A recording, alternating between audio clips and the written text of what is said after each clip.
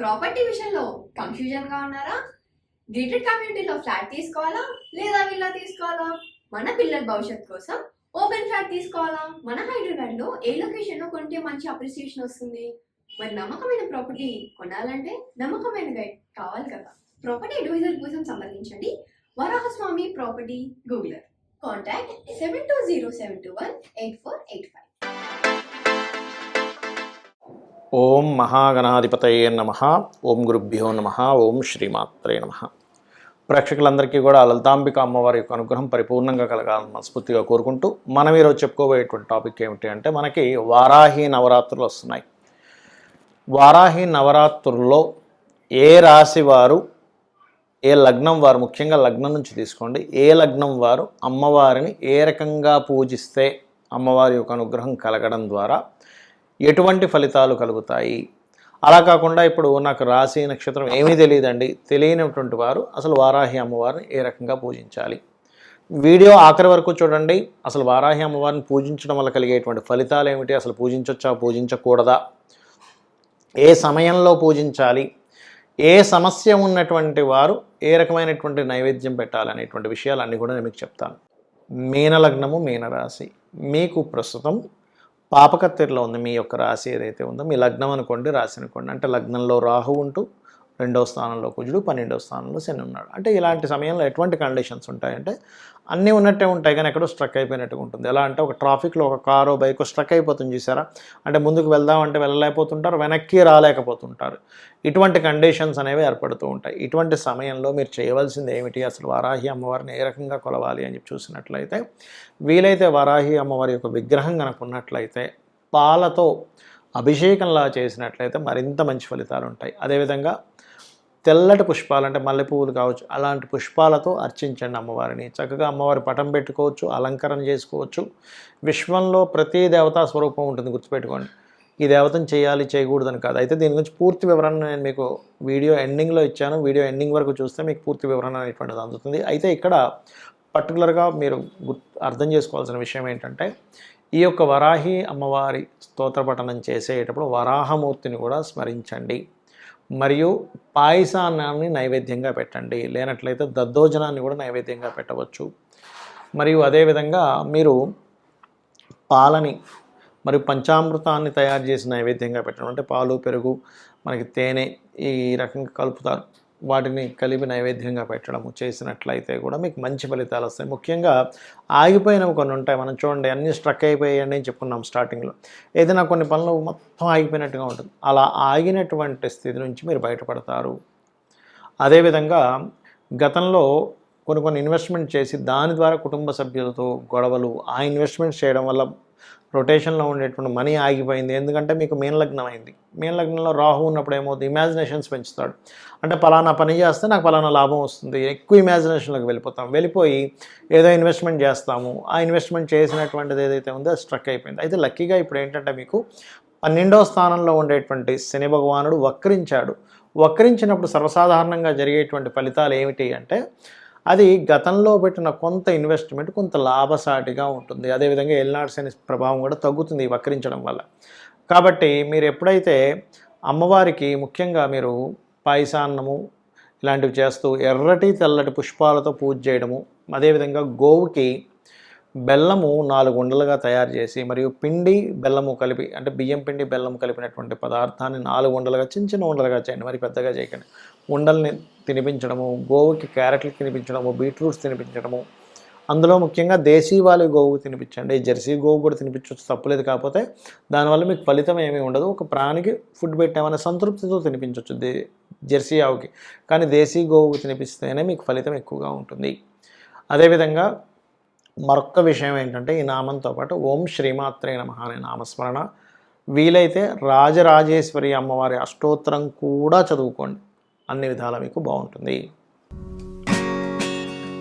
Hi, my name is Gautam and I actually stay in Markajgate itself. I had this back pain.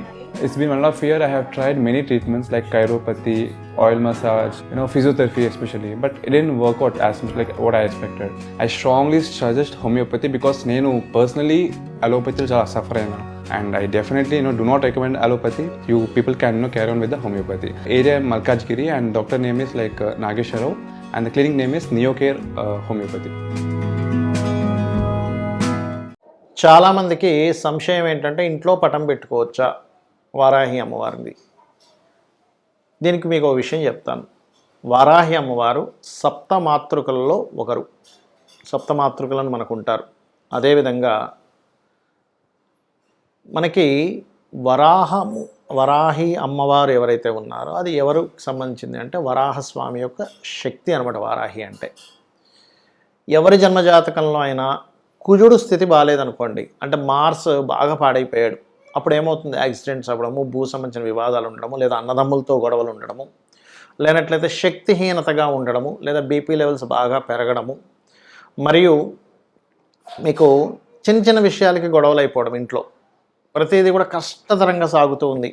చాలామంది అంటుంటారు చూసారా, అబ్బా నా life ఏంటోనండి ప్రతిదీ కష్టంగానే ఉంది, చిన్నప్పటి నుంచి కూడా ఏదీ నాకు సునాయాసంగా దక్కలేదు అంటూ ఉంటారు. అంటే దాని అర్థం ఏమిటి? మీకు మీ జన్మజాతకంలో కుజుడు యొక్క స్థితి పాడైపోయింది. వీటన్నిటినీ కూడా ఈ యొక్క ఇబ్బందుల నుంచి ఫస్ట్ తొలగిస్తుంది అమ్మవారు. ఒకటే గుర్తుపెట్టుకోండి, అమ్మవారి ఫోటో ఇంట్లో పెట్టుకోవాలా వద్దా అనేటువంటి సంశయం మొట్టమొదటిగా తీసేయండి. ఎందుకంటే మనలోనే సమస్త దేవతలు ఉంటారు. మనలో కంప్లీట్గా ఈశ్వరుడు దగ్గర నుంచి విష్ణువు దగ్గర నుంచి అమ్మవారి యొక్క ఏవైతే అవతారాలను అన్నీ కూడా మనలో ఉంటాయి. అన్ని శక్తులు మనలో ఉంటాయి. బ్రహ్మాండము పిండాండం అంటారు. ఇక్కడ మీరు అర్థం చేసుకోవాల్సింది ఏమిటంటే మనము తెలియకుండానే చిన్న చిన్న దోషాలు చేస్తూ ఉంటాం. ప్రతిరోజు కూడా సూర్యోదయం అయిన తర్వాత మలమూత్ర విసర్జనలు చేయడం, అదేవిధంగా ఒక్కొక్కసారి సందర్భం లేకపోయినా సరే ఏదో ఒక మాట మాట్లాడడం, అబద్ధం చెప్పడం, ఇట్లాంటి ఇవన్నీ చాలా పెద్ద పెద్ద దోషాలు. అసలు అటువంటివన్నీ మనం మర్చిపోయి ఇంట్లో ఫోటో పెట్టుకోవచ్చా పెట్టుకోకూడదా, పూజించవచ్చా పూజించకూడదా అనేటువంటి పిచ్చి పిచ్చివన్నీ మనం ఆలోచిస్తూ ఉంటాం. కాబట్టి పొరపాటును కూడా మీరు అమ్మవారు అది అనే భావంతోనే చూడండి. కానీ ఎందుకంటే లలిత అమ్మవారి దగ్గర వారాహి మరియు శ్యామల అమ్మవారు ఇద్దరూ ఉంటారు. ఈ యొక్క వారాహి అమ్మవారి పూజిస్తే ఎటువంటి ఫలితాలు కలుగుతాయి అంటే ముఖ్యంగా స్థిరత్వం అనేటువంటిది పెరుగుతుంది. స్టెబిలిటీ అంటారు చూసారా. కొంతమంది అంటుంటారు, ఏమండి మా పిల్లవాళ్ళు ఎందుకో మా అబ్బాయి లేదా మా అమ్మాయి కుదురుగా ఉండట్లేదండి. కుదురునిస్తుంది, కుదురునిచ్చేటువంటి అమ్మవారు వారాహి అమ్మవారు. అలాగే రెండవది ఏంటంటే నేను ఉద్యోగంలో ఒక దగ్గర స్థిరంగా ఉండలేకపోతున్నానండి, మాటిమాటికి మారిపోవాల్సి వస్తుంది. అది ఎందుకు జరుగుతుంది? మీ జన్మజాతకంలో దశమ స్థానము అంటారు. అంటే వృత్తి స్థానాధిపతి కనుక చర రాశి సంబంధం కానీ చర గ్రహాలతో సంబంధం కానీ కలిగినప్పుడు ఏమవుతుంది? ఒక దగ్గర కుదురుగా ఉండలేరు. ఒక 6 నెలలు ఒక దగ్గర చేస్తే వెంటనే మానేసి మళ్ళీ ఇంకో దగ్గర షిఫ్ట్ అవ్వడం, లేకపోతే ప్లేసులు మాటిమాటికి మారడం. అది సింగిల్గా బ్యాచులర్గా ఉన్నంతసేపు బాగానే ఉంటుంది, కానీ ఒక ఫ్యామిలీతో ఉన్నప్పుడు చాలా ఇబ్బందిగా ఉంటుంది. వాళ్ళ పిల్లల చదువుల విషయంలో కానీ లేకపోతే ఇన్సెక్యూరిటీ వస్తూ ఉంటుంది. కాబట్టి ఆ ఇన్సెక్యూరిటీ ఫీలింగ్ అనేటువంటిది తొలగిస్తుంది. మనిషిలో ఉండేటువంటి చంచలత్వాన్ని తగ్గిస్తుంది వారాహి అమ్మవారు. అదేవిధంగా చూడండి, దారిద్ర నాశనము చేస్తున్నట్టు అమ్మవారు. అయితే ఈ అమ్మవారి యొక్క పూజ ఎప్పుడైనా గుర్తుపెట్టుకోండి, రాత్రి సమయంలో అంటే అసుర సంధ్య సాయంత్రం తర్వాత చేయాలి. వారాహి అమ్మవారు చక్కగా పటం పెట్టుకొని మీరు పుష్పాలతో కానీ అక్షింతలతో కానీ లేనట్లయితే కుంకుమతో కానీ పసుపుతో అయినా గంధంతో అయినా సరే అమ్మవారిని పూజించవచ్చు. ఇక్కడ ఒక్కొక్క ఇబ్బందికి ఒక్కొక్క నైవేద్యం పెట్టవచ్చు. అంటే అలాగా హ్యాపీనెస్ లేదు, పాయసాన్నం. అంటే లైఫ్లో ఒక స్వీట్నెస్ లేదు, పాయసాన్నం పెట్టాలి. లేదండి మేము శని ప్రభావంతో చాలా ఇబ్బంది పడుతున్నాము, గూడాన్నము బెల్లముతో చేసినటువంటి నైవేద్యం పెట్టండి.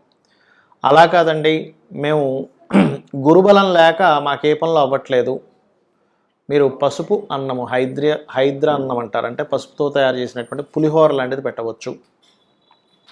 అదేవిధంగా మానసికమైనటువంటి సమస్యలతో బాధపడుతున్నాము, చలివిడి నైవేద్యంగా పెట్టండి.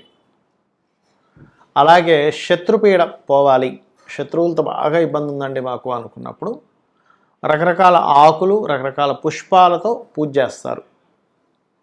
ఆ రకంగా ఏంటంటే మీకున్నటువంటి సమస్యని అమ్మవారికి చెప్పుకొని చేయాలి. అయితే చాలామంది పెద్ద పెద్ద వాళ్ళు ఏం చెప్తారంటే ఎవరు పడితే వారు చేయకూడదు అంటూ ఉంటారు. ఎందుకు చెప్తారు అలాగా అంటే ఇవన్నీ దేవతా స్వరూపాలు ఎలాంటివంటే తొందరగా ఫలితాన్ని ఇచ్చేటువంటివి. ఒక ఎనర్జీ మన దగ్గర ఉన్నప్పుడు, అయితే చిన్న ఎగ్జాంపుల్ చెప్తాను చూడండి. సరైనటువంటి అవగాహన లేనటువంటి ఒక వ్యక్తికి, అంటే చిన్న పిల్లవాడికి ఎవరికి గన్ ఇవ్వం మనం. ఎందుకు? వాడు ఇష్టం వచ్చినట్టు కాల్ చేస్తాడు. ఆ బుల్లెట్ వెళ్ళి అది మంచివాడా చెడ్డవాడా సంబంధం లేకుండా వాడిని కాల్ చేస్తుంది ఆ బుల్లెట్ వెళ్ళి.